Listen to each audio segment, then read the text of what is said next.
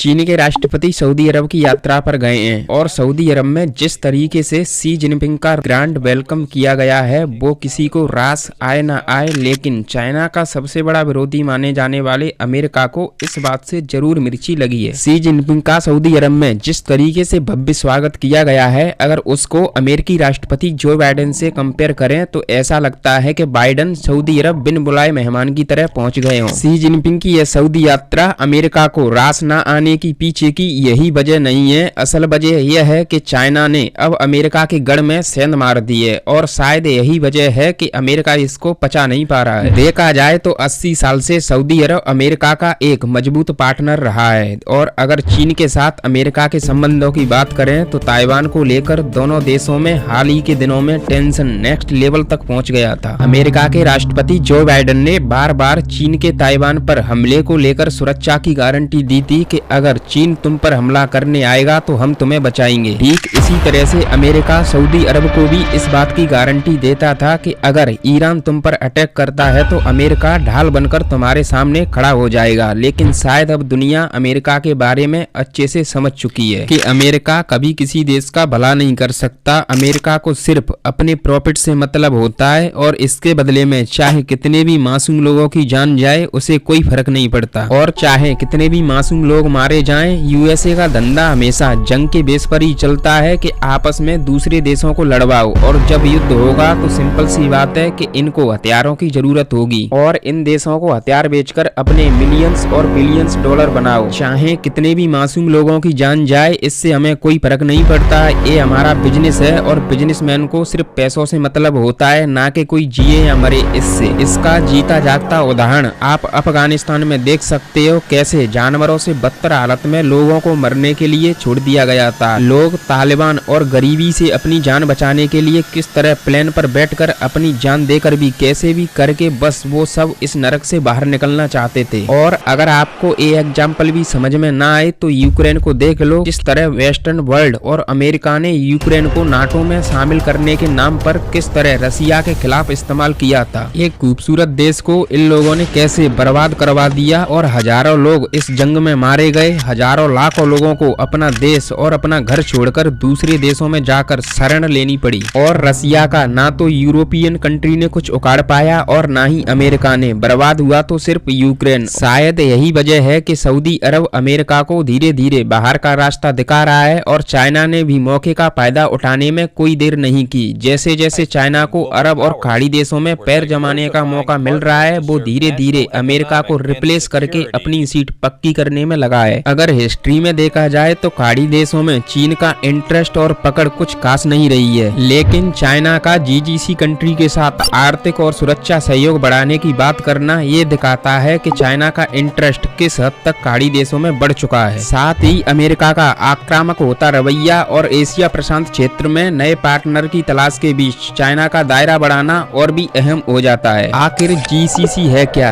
GCC यानी कि gulf cooperation council. इसमें 6 देश शामिल हैं, जिसमें सऊदी, कुवैत, यूएई, बहरीन और ओमान। इस ग्रुप को 1981 में एस्टेब्लिश किया गया था। इसका मुख्यालय रियाद में है और इसकी ऑफिशियल लैंग्वेज अरबी है। इस ग्रुप को बनाने के पीछे का पर्पस था कि इन 6 खाड़ी अरब देशों के बीच एक यूनिटी बनाई जा सके और एक दूसरे का सहयोग और युद्ध जैसी स्थिति में इन सभी देशों की एक कंबाइंड आर्मी बनाई जा सके। ये वही खाड़ी और अरब देश हैं जो चाइना और इंडिया जैसे देशों की ऊर्जा पूर्ति करने में मेन रोल प्ले करते हैं। अगर हिस्ट्री में देखें तो इन खाड़ी देशों पर अमेरिका का लंबे समय से प्रभाव रहा है। ये देश सैन्य सुरक्षा के लिए अमेरिका पर ही निर्भर रहा करते हैं। ऐसे में चीन के प्रयास और खाड़ी देशों से सहयोग बढ़ाने की कोशिशें एक नए समीकरण को जन्म दे सकती है। चाइना और गल्फ कंट्री के रिलेशन के सेंटर में जो चीजें हैं वो है एनर्जी, इंफ्रास्ट्रक्चर, बिजनेस और इन्वेस्टमेंट। देखा जाए तो चीन अपने क्रूड ऑयल की जरूरत का 35% हिस्सा गल्फ कंट्री से ही पूरा करता है और चाइना का टारगेट है कि 2030 तक इसे 60% तक ले जाए।